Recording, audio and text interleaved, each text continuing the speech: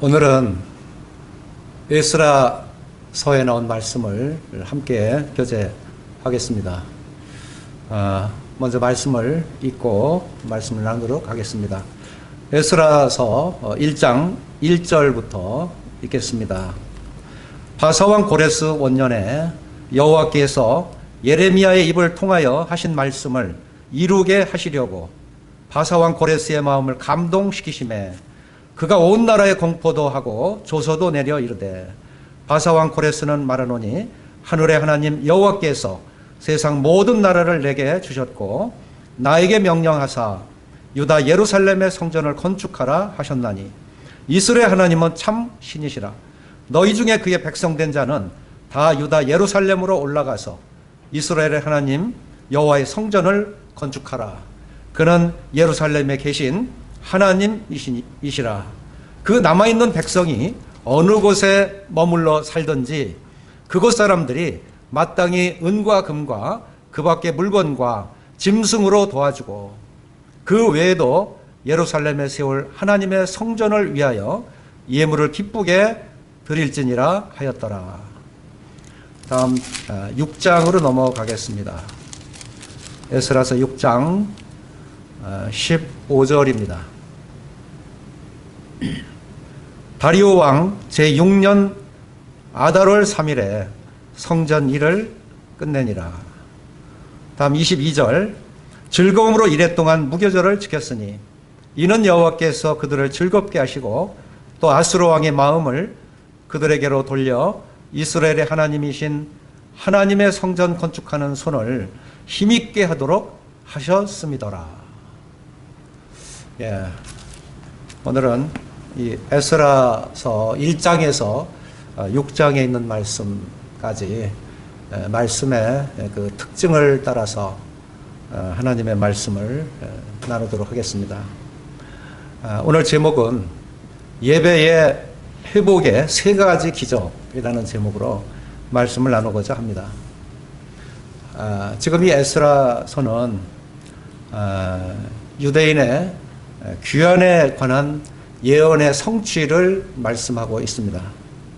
그리고 성전 재건, 그리고 유다 민족의 그 영적 상태, 또 그들이 그 직면했던 어려움과 문제들에 관해서 기록한 책입니다.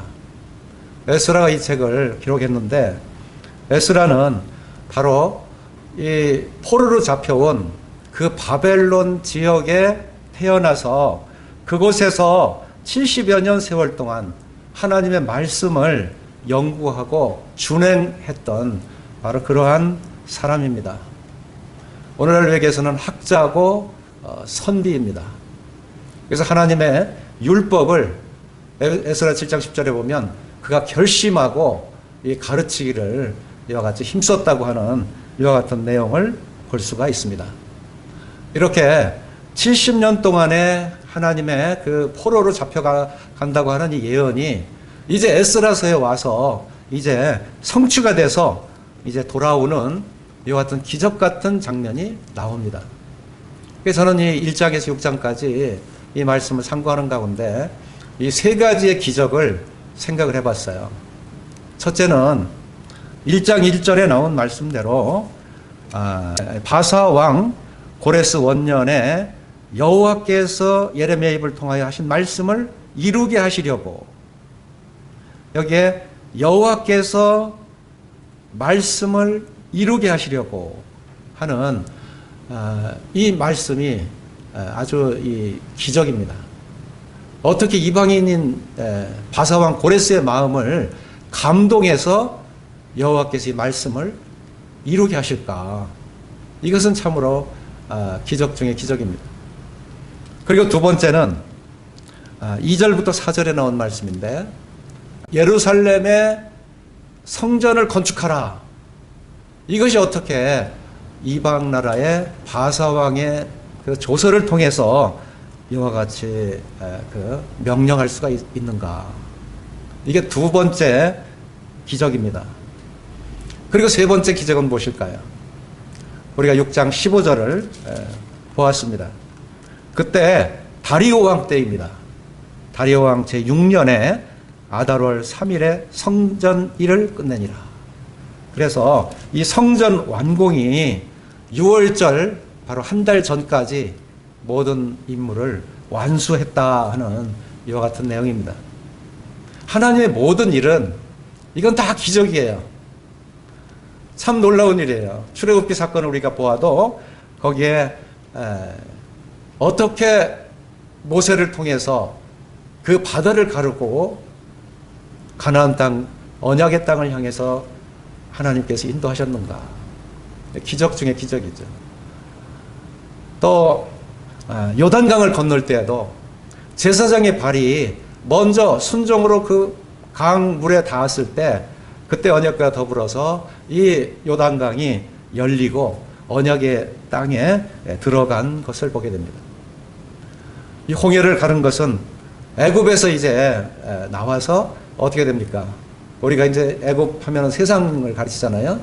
그러니까 이 세상으로부터 우리가 이제 우리 주 예수 그리스도의 이름으로 우리 십자가를, 예수님의 십자가를 통해서 우리가 이제 구원받고 하나님의 자녀가 되게 하신 거예요. 이제 거듭난 자가 되게 하셔서 이렇게 하나님을 섬기는 언약의 백성으로 저희들을 삼아주신 거죠. 이것은 우리의 신앙, 우리의 믿음의 시작이고 출발입니다. 이게 기적입니다. 요단강을 건넜다고 하는 것은 이것은 이제 광야 생활의 그 모든 고난의 행군은 끝났지만 그러나 이제 새로운 새 땅에 들어가서 이제 이 대적들을 물리치고 이제 새로운 삶을 사는, 얘기하면 우리의 그 영적 싸움이 이 언약의 땅에서 시작이 되는 바로 이것을 말씀하고 있죠. 그리고 이제 바로 이 유다의 70년 포로 생활, 이것은 무엇을 말할까요? 언약의 땅에 이미 들어와 있어요. 거기에서 안식을 취하면 좋은데 안식을 얻질 못했어요. 왜? 믿음으로 행하지 않으니까. 우리 주님께서 우리와 함께 하시고 또 우리 주님께서 이루신 일을 우리가 믿음으로 그대로 받게 되면 우리의 마음에 참된 평안과 참된 안식이 찾아오는 것입니다. 그리고 주님의 말씀으로 모든 이 사단을 물리쳐야 되는 것입니다. 그런데 그 언약의 땅에 그 원주민과 더불어 살다 보니까 이 신앙이 안일해지고 우상 숭배를 하게 되고 이렇게 하다 보니까 결국은 그들과 그 이방 여인들과 결혼도 하고 또 그 신을 숭배하고 신상을 세우고 산당에서 이 하나님을 버리고 이와 같이 우상을 숭배했던 이와 같은 일들로 인해서 하나님께서 진노를 하신 것입니다. 우리의 신앙생활은 비록 지금 우리 주 예수 그리스도 안에 생활하고 있지만 그러나 우리의 마음이 우리 주님으로부터 참된 안식과 주님과 함께 하심을 우리가 이렇게 누리고 또 믿음으로 주님의 말씀을 순종하고 하는 이와 같은 함께하지 동행함이 없으면 우리는 이 우상에 빠지기 쉽습니다. 그리고 또한 하나님을 버리고 떠나면 무엇입니까? 결국은 우상을 의지하고 사는 것이죠. 이와 같은 것을 하나님께서 그냥 두지 아니하시고 징계하십니다. 이것이 바로 70년 동안 이 유다 백성을 멀리, 거리로 얘기하면 서울, 부산이 한 3배 거리가 돼요. 1400km라고 합니다. 현 그들을 멀리 떠나보내서 예루살렘 시온성에서 하나님을 섬기는 이와 같은 일을 더 이상 그 죄악으로 말미암아 할 수 없는 이와 같은 고난을 그들이 당한 일을 생각하게 됩니다. 우리 잠시 참 유대 백성들의 그 70년 포로 생활에 대한 그 고난을 한번 생각해 보죠. 이것은 우리가 하나님 앞에 이 죄악 가운데 거하고 또 우상 숭배를 하게 되면 오게 되는 이와 같은 징계인데요. 이 유대인들이 바벨론의 포로로 잡혀갔을 때 그때 하나님 앞에 참 기도했던 어떤 내용이 나옵니다. 거기에 시편 137편에 나오는데요. 그 말씀을 제가 읽겠습니다. 우리가 바벨론의 여러 강변 거기에 앉아서 시온을 기억하며 울었도다. 시편 130편 2절 그 중에 버드나무에 우리가 우리의 수금을 걸었나니 이는 우리를 사로잡은 자가 거기서 우리에게 노래를 청하며 우리를 황폐하게 한 자가 기쁨을 청하고 자기들을 위하여 시온의 노래 중 하나를 노래하라 함이로다. 우리가 이방 땅에서 어찌 여호와의 노래를 부를까? 예루살렘아 내가 너를 잊을진대 내 오른손이 그의 재주를 잊으리로다. 내가 예루살렘을 기억하지 아니하거나 내가 가장 즐거워하는 것보다 더 즐거워하지 아니할진대 내 혀가 내 입천장에 붙을지로다. 여기에 그들은 이 버드나무 위에 자기들의 수금을 걸었다 그랬습니다. 이것은 그들에게 노략을 당하고 모욕을 당하고 수치를 당하는 상징적인 표현입니다. 왜냐하면 그들이 이 사로잡아 온 그들이 계속 이렇게 노래를 시키는 거예요. 그리고 거기에서 한번 좀 이렇게 우리한테 끌려왔다 할지라도 좀 한번 기뻐하는 신용이라도 해보라고 막 놀리는 거예요. 가뜩이나 하나님 앞에 하나님의 징계로 인해서 모든 처자식과 그 식구들을 잃고 그리고 이제 정말 하나님을 섬기고 하나님 중심적인 생활을 하던 유대인들이 이 예루살렘 성이 황폐화되고 폐허가 되고 그리고 멀리 떠난 이방 나라에 온 신세 거기에서 이런 모욕과 희롱을 당하면서 참 극도의 비참한 생활을 그들이 감당을 해야만 했었죠.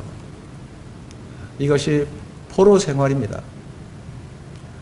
그러니까 마치 탕자가 아버지 품을 떠나서 멀리 타국에 가서 쥐업 열매로 살고 거기에서 참 놀림을 받는 하나님이 없는 이 탕자, 바로 그런 신세죠.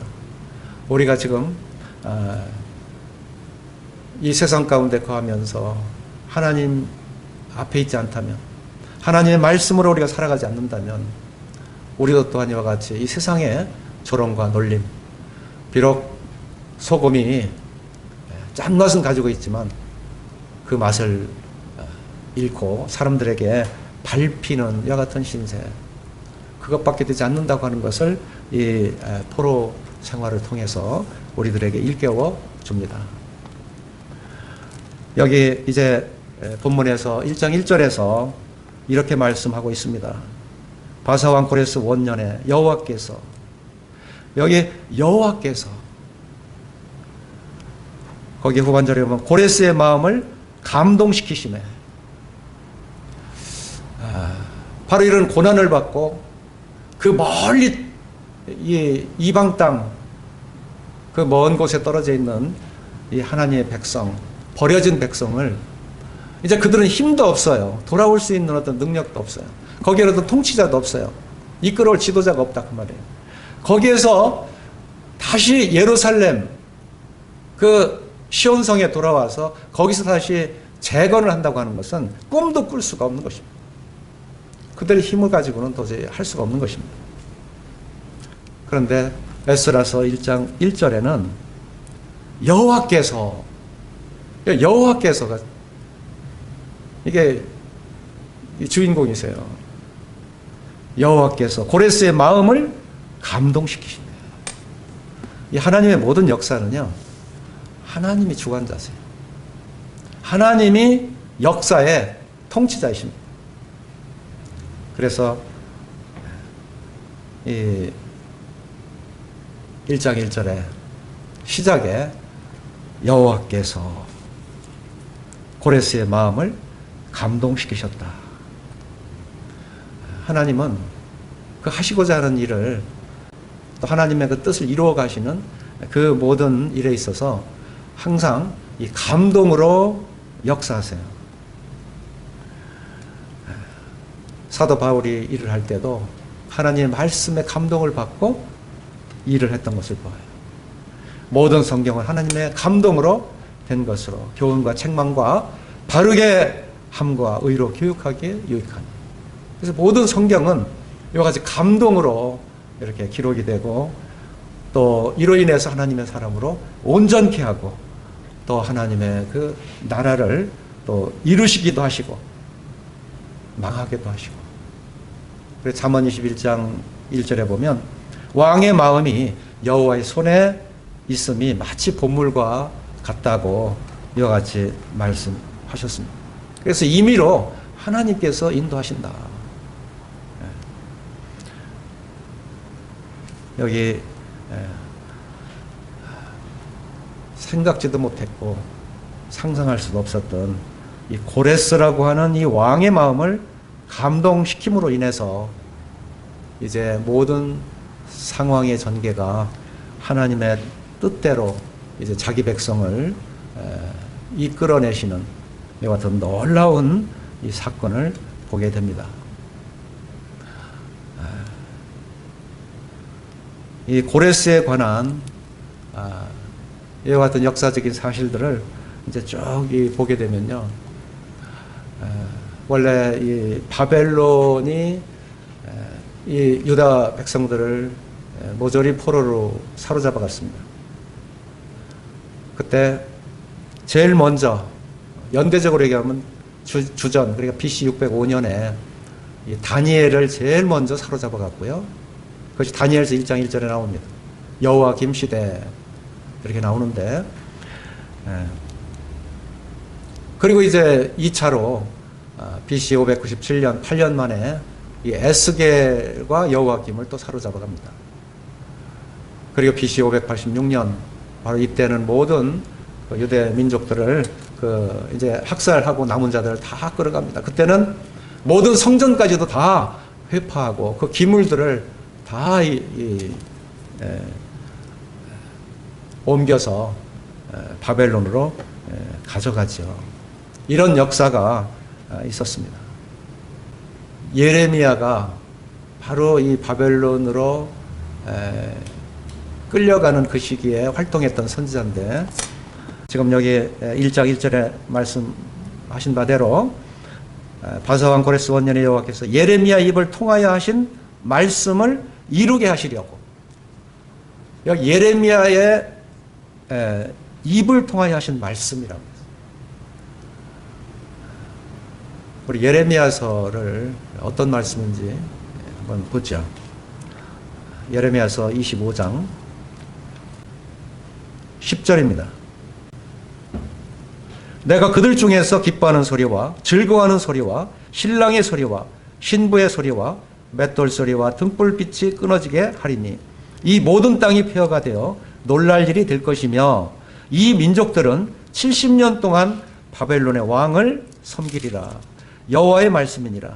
70년이 끝나면 내가 바벨론의 왕과 그의 나라와 갈대아인의 땅을 그 죄악으로 말미암아 벌하여 영원히 폐허가 되게 하되, 내가 이 땅을 향하여 선언한 바 곧 예레미야가 모든 민족을 향하여 예언하고 이 책에 기록한 나의 모든 말을 그 땅에 임하게 하리라.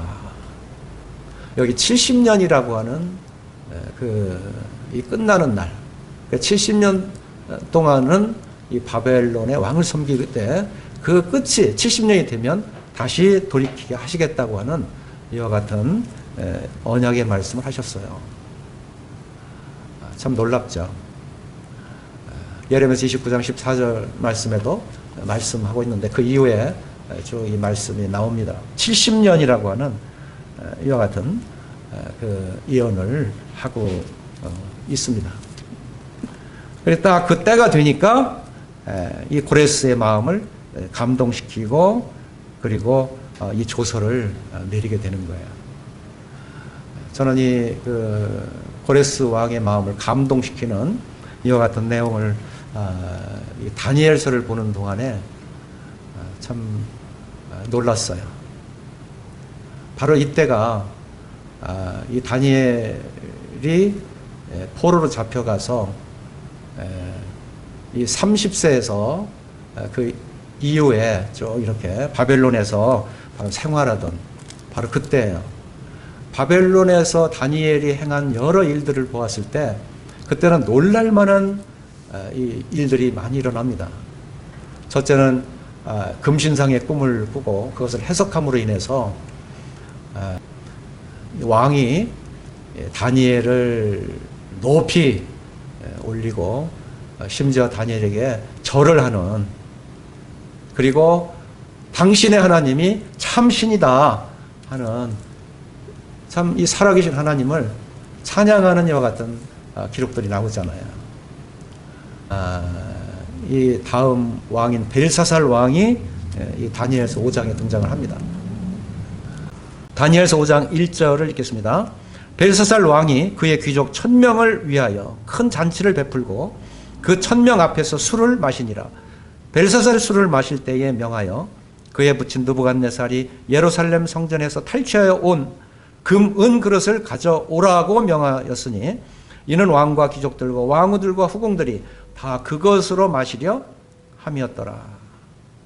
이 예루살렘 하나님의 전 성소 중에서 탈취하여 온 금그릇을 가져오매 왕이 그 귀족들과 왕후들과 후궁들과 더불어 그것으로 마시더라.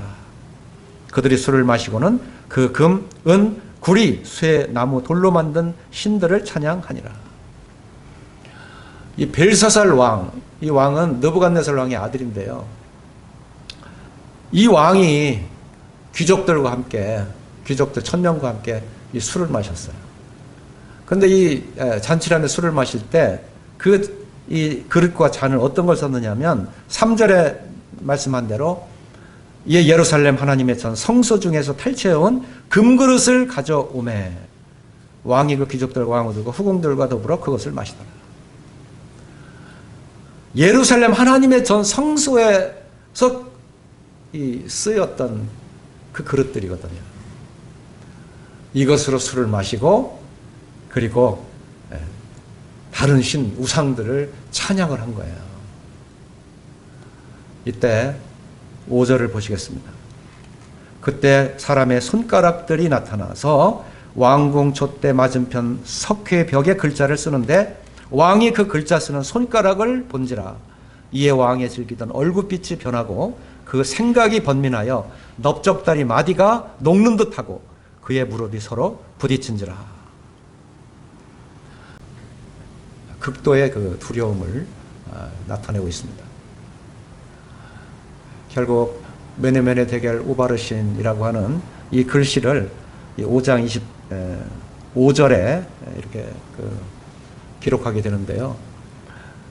이 메네라고 하는 것은 이제 하나님이 이미 왕의 나라의 시대에 세워서 그것을 끝나게 하셨다. 이제 왕의 그 나라의 그 시대를 세워서 이제 끝나게 하셨다. 이제 나라가 끝난다 그 말이에요.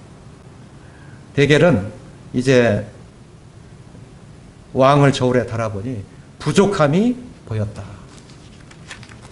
그래서 결국 30절에 보면 5장 30절입니다. 그날 밤에 갈대아 왕 벨사살이 죽임을 당하였고 메대 사람 다리오가 나라를 얻었는데 그때 다리오는 62세였더라. 이 벨사살이 그날 밤에 죽었다. 하나님의 그 진노 앞에는 그 인생도 끝나는 것입니다. 그리고 갈대아 왕, 이제 바벨론입니다.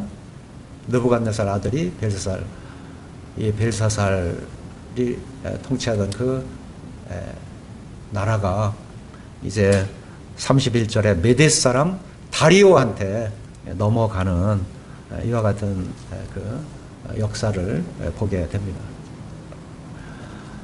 이렇게 참 기적적인 일들이 일어나는데 이러한 다니엘의 활동이 결국 6장 28절 한번 보시겠습니다.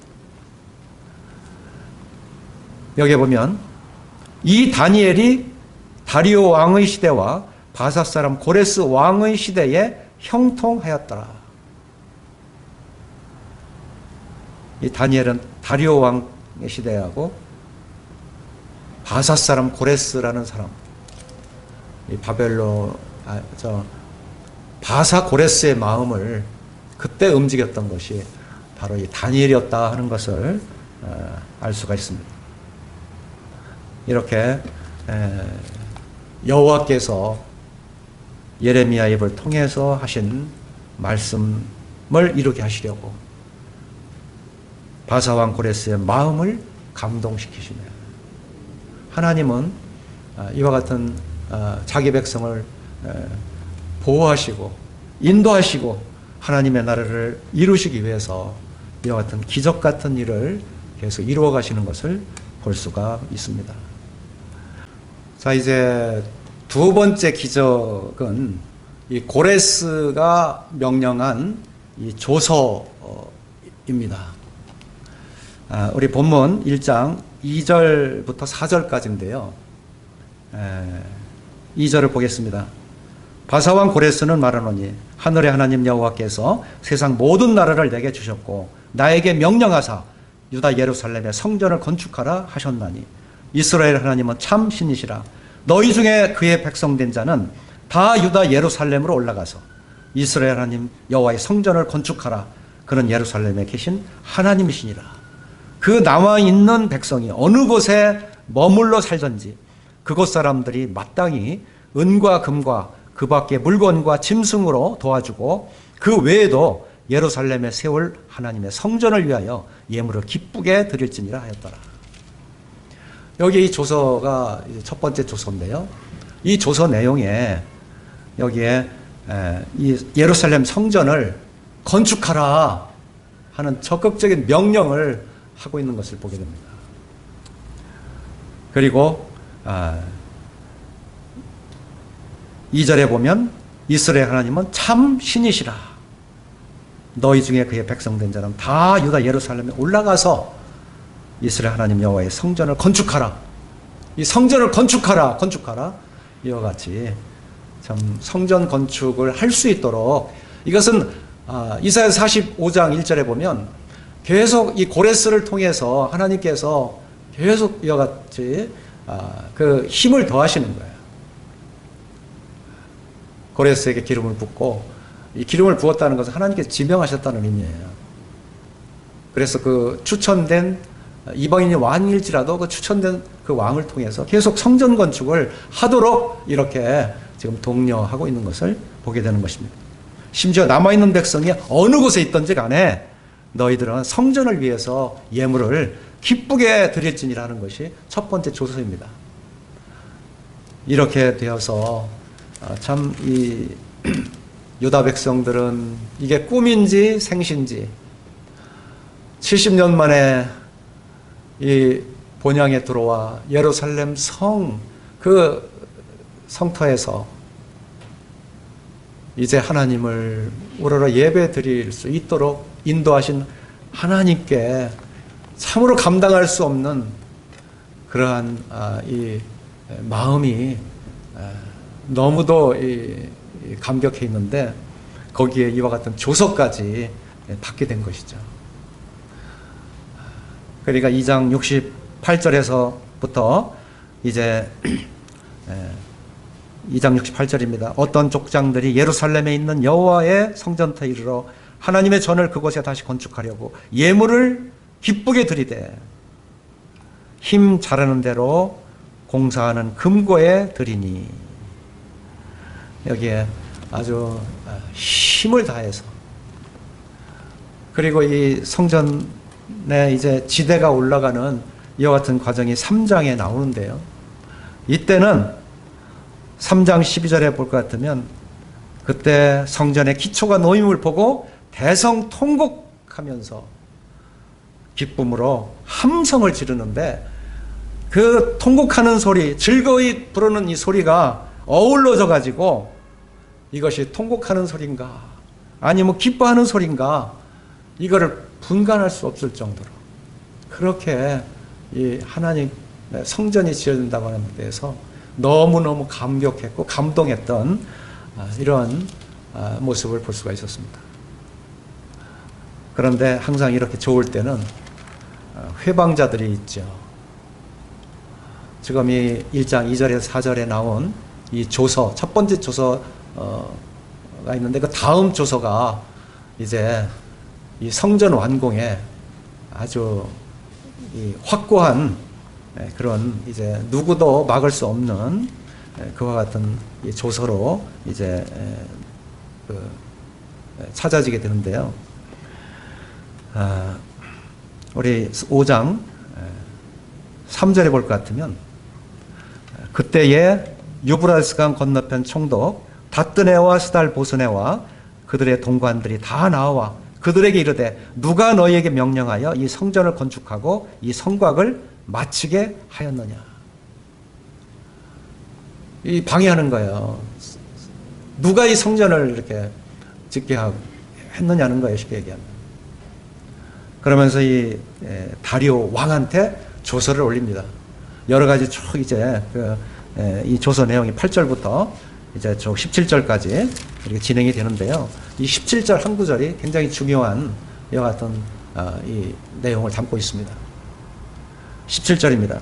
이제 왕께서 좋게 여기시거든 바벨론에서 왕의 보물 전각에서 조사하사 과연 고레스 왕이 조서를 내려 하나님의 이 성전을 예루살렘에 다시 건축하라 하셨는지 보시고 왕은 이 일에 대하여 왕의 기쁘신 뜻을 우리에게 보이소서 하였더라.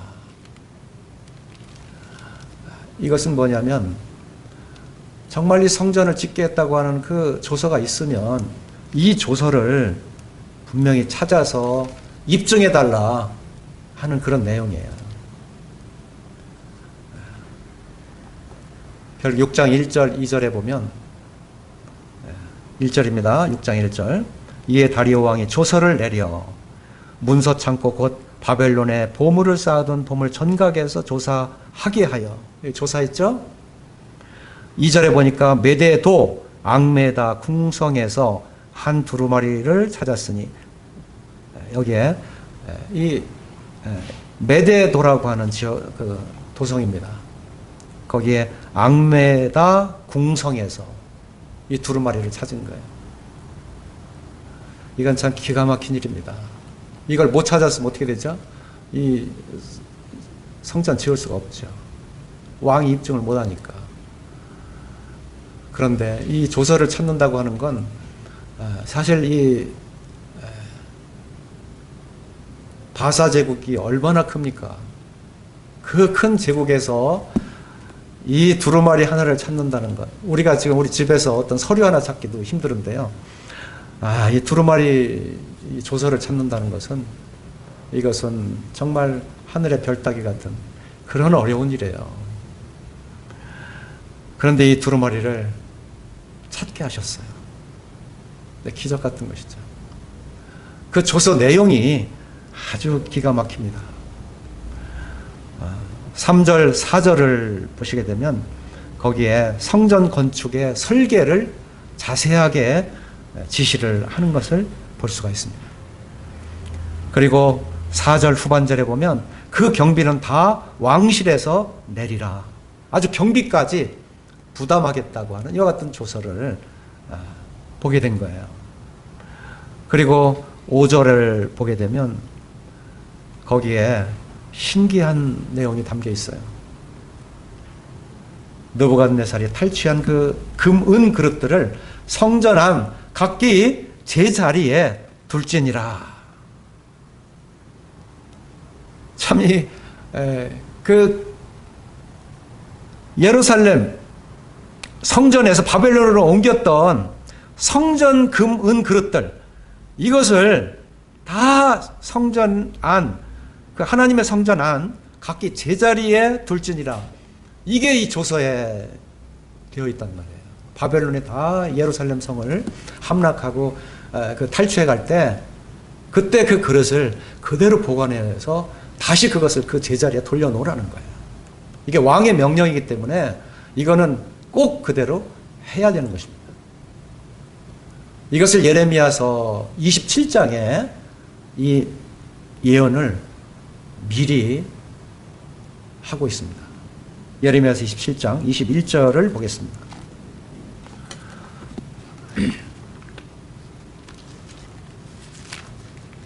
예레미야서 27장 21절 만군의 여호와 이스라엘 하나님께서 여호와의 성전과 유다의 왕의 궁전과 예루살렘에 남아있는 그 기구에 대하여 이와 같이 말씀하셨느니라. 그것들이 바벨론으로 옮겨지고 내가 이것을 돌보는 날까지 거기에 있을 것이니라. 그 후에 내가 그것을 올려와 이곳에 그것을 22절입니다.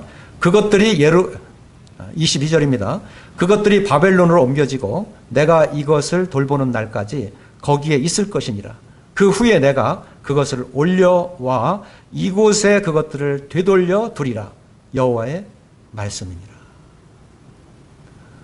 예레미야의 예언은 바벨론으로 포로잡혀 가기 이전에 예언됐던 말씀이에요.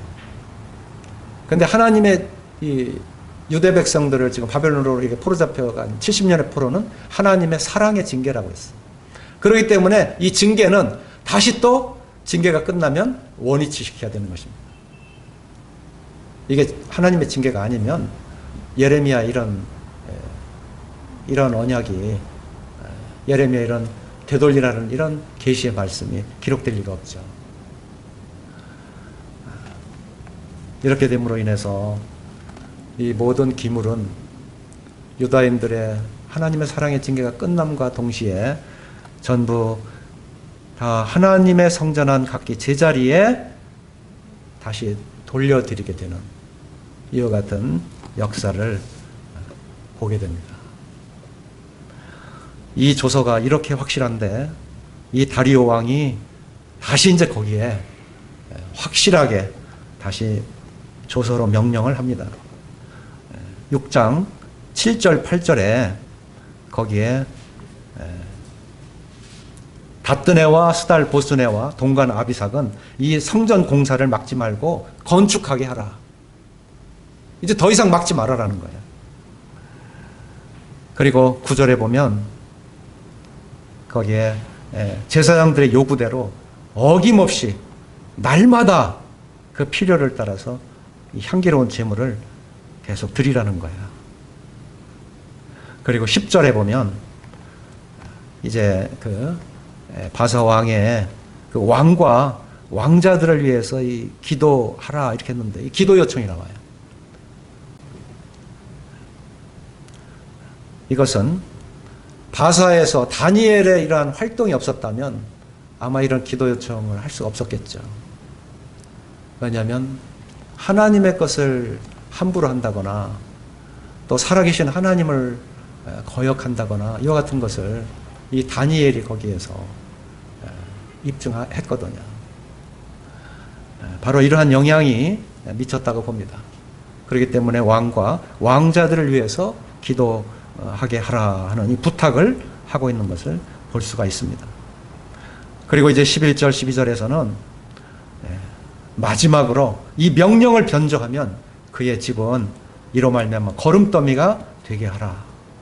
그리고 12절에 신속히 시행할지어다. 이렇게 이 고레스의 조서와 이 다리오 왕의 조서가 함께 성전을 재건할 수 있도록 이와 같이 확실하게 명령하고 못 박는 것을 다시는 누구도 해방할 수 없도록 이와 같이 기적적인 이와 같은 조서가 내려진 것을 볼 수가 있습니다. 세 번째 기적은 이 성전 완공입니다. 6장 15절입니다. 다리오 왕 제6년 아달월 3일에 성전 일을 끝내니라. 결국 이 성전 완공이라고 하는 것은 이 유다 백성 바벨론에 멀리 떨어져서 이제 포로가 돼서 노략과 희롱을 당하는 조롱을 당하는 이와 같은 입장에서는 도저히 상상할 수 없는 이와 같은 일들이었는데요. 결국은 여호와께서 예레미야의 입술을 통해서 하신 말씀을 이루기 위해서 고레스의 마음을 감동하시고, 그리고 조서를 얘기하시고, 이제는 하나님의 성전을 완공하도록 이렇게 하셨습니다.